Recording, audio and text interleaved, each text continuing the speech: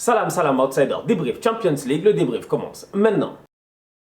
Un peu plus tôt aujourd'hui, le Real a perdu 2-0 face au Shakhtar Donetsk. On va être très sérieux, ce groupe-là est compliqué. Ce groupe-là est très compliqué. Pourquoi est-ce qu'il est compliqué? Tout simplement parce qu'aujourd'hui, on a assisté à une top performance, je dis bien, un très grand match entre le Borussia Mönchengladbach et l'Inter Milan. Le match a fini 3-2 pour l'Inter Milan. On va être très sérieux. Mönchengladbach, ils auraient pu s'en sortir aujourd'hui. Ils ont manqué de chance. Ils ont manqué de chance. Alassane Plea, en fin de match, je dis bien, 84e minute, il claque un triplé.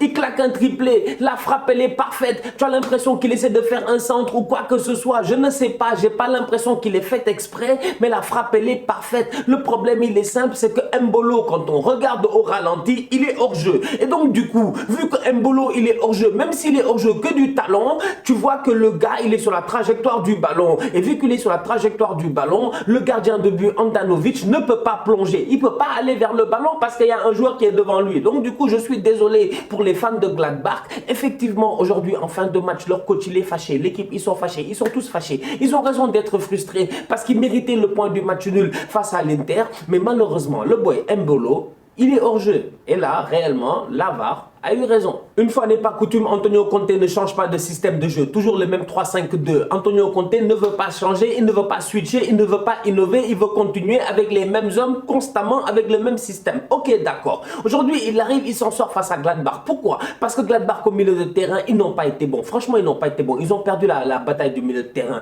Au milieu de terrain, au niveau de l'Inter, Barella a été excellent. Brozovic a été excellent. Gagliardini a été excellent. Darmian sur le côté droit, il a été excellent. Quand Achraf est rentré, lui aussi, il a été excellent. Aujourd'hui, sincèrement, individuellement parlant, les boys de l'Inter se sont gérés. Malheureusement, le problème avec cette équipe de l'Inter là, elle est simple, c'est qu'ils encaissent 2 buts. Ils encaissent 2 buts et tu regardes les buts et tu te poses des questions encore une fois. C'est une équipe qui est vouée normalement à pouvoir défendre, mais ils n'ont aucune sérénité défensive.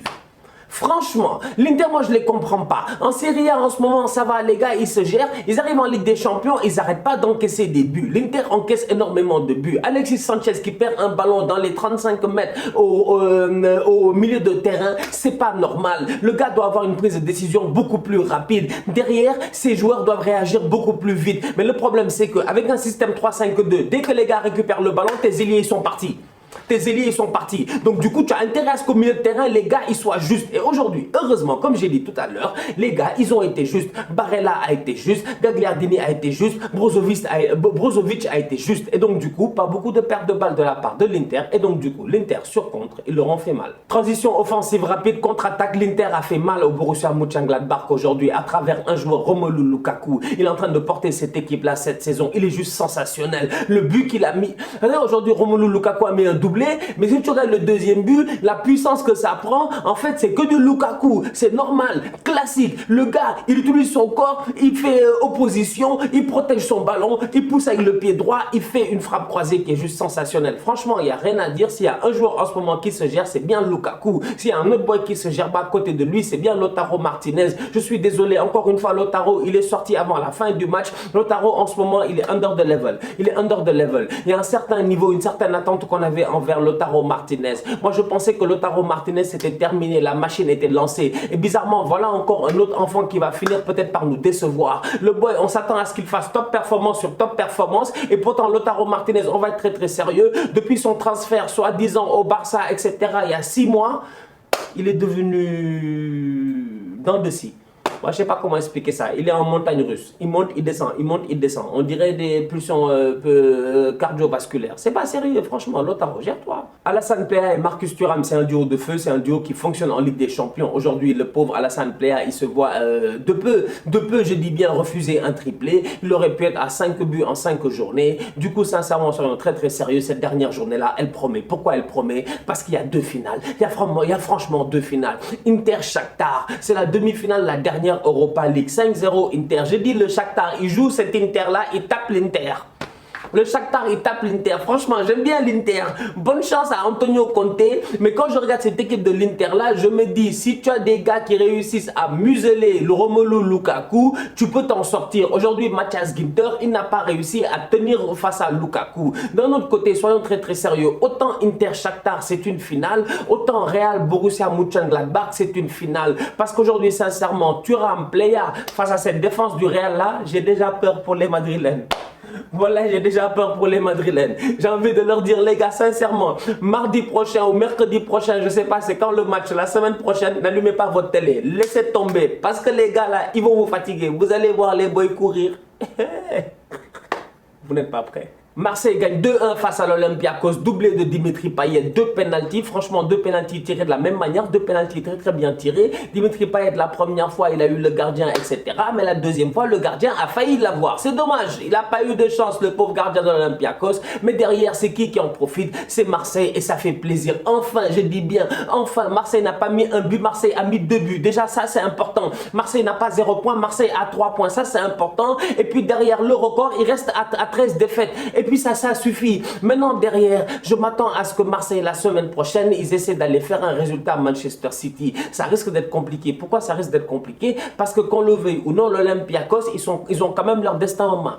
Ils ont quand même leur destin en main. Au goal average, ils sont devant Marseille. L'Olympiakos va jouer face à Porto. Il faudrait que Porto tape l'Olympiakos genre 3-4-0 et que Marseille ne perde pas face à City pour que Marseille puisse s'en sortir. Franchement, on va être très sérieux. Ça risque d'être compliqué. Mais derrière, quand même, au moins, Marseille sauve l'honneur. Liverpool gagne 1-0 face à l'Ajax d'Amsterdam et Liverpool se qualifie sans aucun problème pour le deuxième tour. Franchement, il n'y a rien à dire. Les Reds sont en 8e de finale. Et les Reds sont en 8e de finale avec la manière. Pourquoi? Parce que le match aujourd'hui face à l'Ajax, il n'a pas été simple. On sait très bien que c'est un adversaire qui est compliqué. Jürgen Klopp était obligé de faire tourner. Le pauvre Alisson, il est blessé 2 semaines. Adrian, il est nul. Il est sur le banc. Il fait quoi? Il fait jouer un petit gardien. Kelleher. Bandit.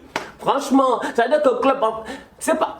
Je vous ai dit qu'à un moment donné, on doit jouer sur le mérite. À chaque fois, je le répète ici, je parle de mérite. C'est-à-dire qu'il faut donner la chance aux boys qui méritent, à qui on doit donner la chance. Il y a des boys à l'académie, là, franchement. Ils ont 21 ans, 22 ans. Vous pensez qu'ils n'ont pas envie de monter en équipe? Ah, aujourd'hui, le boy Kelleher, on le lance comme ça. Bon, je dis peut-être mal son nom. Cet enfant-là, irlandais, on le lance comme ça. En Ligue des Champions, face à l'Ajax d'Amsterdam, il fait un clean sheet, il fait une top performance. Avec Fabinho en défense centrale, il permet à Liverpool, aujourd'hui, je dis bien, de s'en sortir et de gagner, même malgré le fait que, offensivement parlant, ça n'a pas été simple pour les Reds. Mais derrière, s'il y a une chose qui est aussi importante, c'est la confiance. Pourquoi?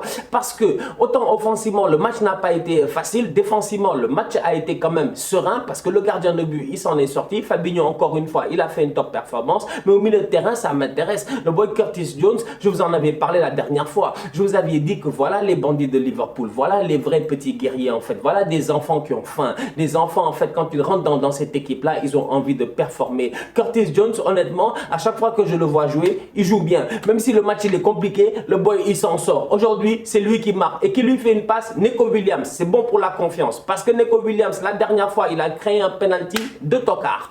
Quelques jours plus tard, il fait une passe décisive en Ligue des Champions. Liverpool gagne 1-0. C'est bien, ils sont qualifiés. L'Atalanta fait match nul face à Midtjylland 1-1, ce qui rend ce groupe-là intéressant. Pourquoi? Parce que autant dans le groupe entre le Real, l'Inter, le Shakhtar et puis Gladbach, on sait que chaque match la semaine prochaine, ce sera une finale. Parce que si tu perds ton match, tu es éliminé. Il n'y a même pas de discussion à avoir là-bas. On sait que là-bas, ce sera compliqué. De la même manière, on sait que la semaine prochaine, il y a un Atalanta-Ajax d'Amsterdam qui promet. Pourquoi? Parce que le vainqueur de ce match-là sera qualifié et le perdant ira en Europa League. L'Atlético Madrid de Cholo Simeone ne sait pas gérer. L'Atlético Madrid peut toujours se qualifier. L'Atlético Madrid devra gagner son dernier match. Le problème, il est simple, comme j'ai eu à dire ce week-end, c'est que cette équipe-là, en tant que telle, à mon humble avis, ils peuvent aller chercher le titre. Le problème, c'est qu'ils n'ont pas d'attaquant.